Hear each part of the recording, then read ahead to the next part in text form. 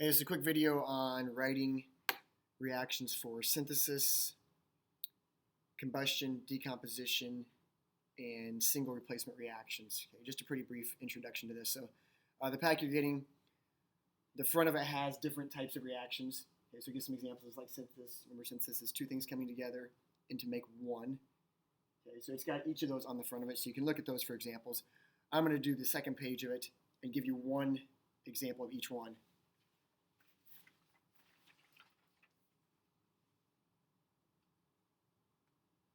So first part over here, sorry about the glare that's in the middle of that. First thing is knowing the 7 diatomic elements. Okay, so if you had Mr. Ruby, he does have no fear of ice cold beer. So hydrogen, nitrogen, oxygen, fluorine, chlorine, bromine, iodine, those 7 elements are diatomic. When they're by themselves, they always occur in pairs. Not when they're in compounds necessarily, depends on the charges, but when they're by themselves. That means other elements like potassium or calcium or argon, or whatever it is, aluminum. Okay, those things will not be diatomic. When they're by themselves, they will not have a little 2 with them for a subscript. Okay, only those elements. So I will do one reaction from each section. So synthesis reaction, sodium and iodine are reacting. So that means sodium plus iodine are reacting. 2 separate things. Sodium's a metal, okay, reacting with iodine, which is non-metal. Iodine is one of the diatomic elements, so it needs a 2 with it. Sodium is not. Okay, so synthesis means they come together. So there's my arrow, and they form a compound of sodium iodide. Sorry, you can't see the iodine very well in there. Let me move that over a little bit. So we'll say that they form sodium iodide. Okay, that 2 does not necessarily transfer. Now you got to look up charges or valence electrons. This is the +1 charge, this is the -1, so just NaI is your formula. Again, completely new substance over here from these two. They were separate here, they formed a compound. That compound is way different than these 2 things individually. To balance it, I need a 2 out in front of that, so I need 2 molecules there and 2 atoms of sodium there. Again, this means these 2 are bonded together. This means there's 2 separate atoms of sodium. Synthesis reaction, making a bond between those 2 things. Next one will be a combustion reaction.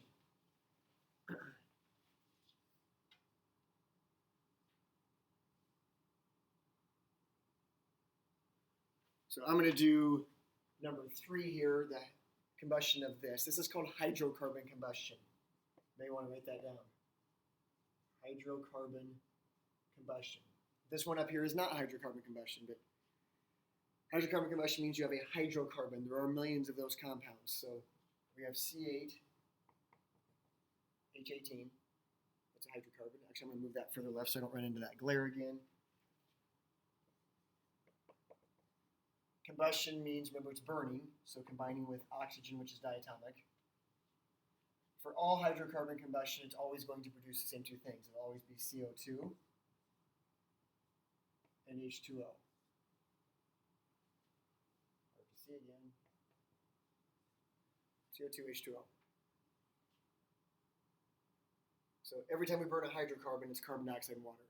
When you burn zinc, it is not hydrocarbon. It's not a hydrocarbon. So you do not get carbon dioxide and water. A little trick here. If this number is divisible by 4, no number out in front of here. If it's not divisible by 4, double this. So we need to double this one. Makes a 2 there. 2 times 8 is 16 carbons, so we're going to put a 16 here. 2 times 18 is 36 hydrogens, so we need an 18 there. Count your oxygens. There's 32 oxygens right here. 18 oxygens right there. Add those up, that's a total of 50 oxygens that are being produced. So we need 25 times 2 gives me 50 oxygens on that side of the reaction. Again, hydrocarbon combustion.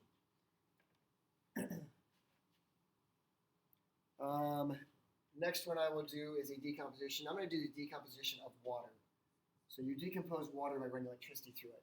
But water is not a good conductor of electricity. So they add a little bit of salt to it so it will conduct electricity. So that means it's electrolyte. So decomposition means you're starting with one thing, breaking apart into multiple things. So when you decompose water, it produces hydrogen and oxygen gases. But both of those are diatomic, so you need a 2 and a 2. Remember, you cannot boil water to make this happen. Boiled water still turns into H2O just as a gas. To balance this, 2 oxygens there and only 1 here, we need to double that. 4 hydrogens, double that. So 2 molecules of water split apart into 2 molecules of H2 and 1 molecule of O2. That's a decomposition. Next one we'll do will be a single replacement. And there are a couple of single replacement types. So there's cationic single replacement, a positive element involved replacing another positive. That means a metal replacing a metal. Anionic is a negative, so a nonmetal replacing a nonmetal. First one here, magnesium reacts with zinc sulfate. So magnesium, which is not diatomic, reacts with, so that's plus, zinc sulfate, plus 2, minus 2 charge.